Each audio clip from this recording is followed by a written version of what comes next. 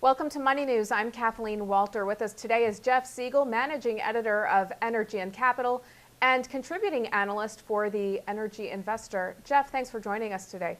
My pleasure. Well, September historically has brought a decline in gasoline prices with the end of the summer driving season. In addition, by mid-September, many refiners will be able to switch to winter-grade gasoline, which is less expensive to make. So where do you see gasoline prices this fall?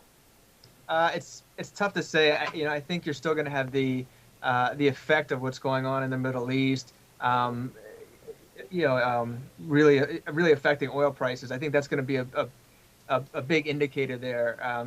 Yes, we would typically expect to see lower gas prices, but I think the price of oil is not going to relent much going into the fall, and I think that could kind of put the kibosh on consumers having the ability to jump on some cheaper gas prices. Now, Tom Close, the chief oil analyst at GasBuddy.com, which tracks prices, says his prediction of lower gas prices holds unless violence escalates further in the Middle East and chokes off oil supplies, which you just mentioned. How much of a factor, though, do you see this being in the months ahead? I think it's a significant factor. I personally don't see the Syria situation getting much better. I don't see the Egypt situation getting much better. I don't think there's any real threat of any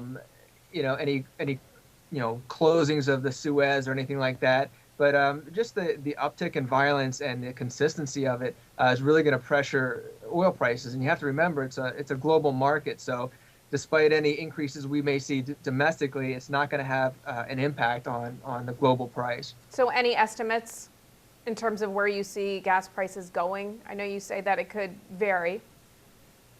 I don't think they're going to move much from where they are now. Okay, so you expect them to remain stable then?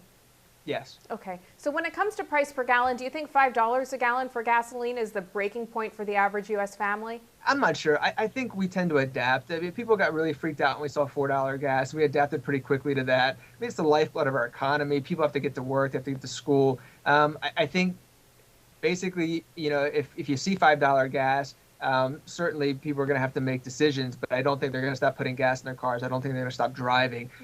Maybe they'll get rid of cable or something like that. But I don't think $5 is going to break us.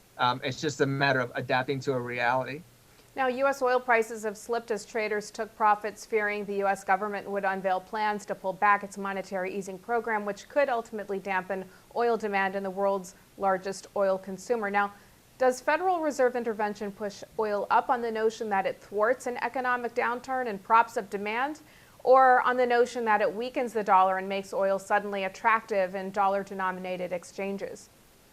Well, anytime the Fed gets involved, you're going to see the destruction of the dollar. That's just a reality that we have to accept. The effect on oil prices, I think you're on point there, but again, it's one of the situations we won't know for sure until it happens. Now let's turn to natural gas. Utilities are converting coal-fueled power plants to gas, while trucking companies are interested in switching to natural gas as well. Where are natural gas prices going, and what's the best way to invest in the commodity these days? I don't think natural gas prices are going to move much either. Natural gas is still dirt cheap. I personally have heavily invested in natural gas. I'm very bullish on the infrastructure stocks right now. Pipelines, any possibilities of LNG exports, I'm pretty bullish on. As far as the producers, I've been following those for many years. But I think most investors are looking at the infrastructure plays right now. That's where they should be. All right, last question for you, Jeff. Do you ever see a greater acceptance of nuclear energy, or will cheap natural gas or coal continue to be the method of choice to produce power? There's actually an interesting article out of MIT Technology Review last week that talked about some new nuclear technologies. A lot of it sounds really interesting and really great.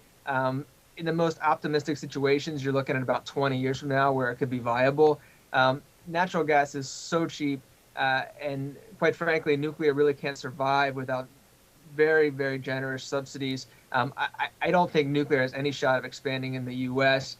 And by the time, and if we do see some new nuclear technologies that are able to cut costs and make it safer for folks that are afraid of it or concerned about safety issues. I think by that time, I'm not sure it'll matter much because it'll be natural gas is, we have a wealth of it. It's not going to go away within 20 years. If I were to invest in nuclear, I would invest in nuclear overseas in China and in Middle East, where they're very aggressively expanding nuclear. But in the U.S., I don't see any chance of it. All right, Jeff Siegel, thanks so much for being with us today. My pleasure. And thank you for watching Money News.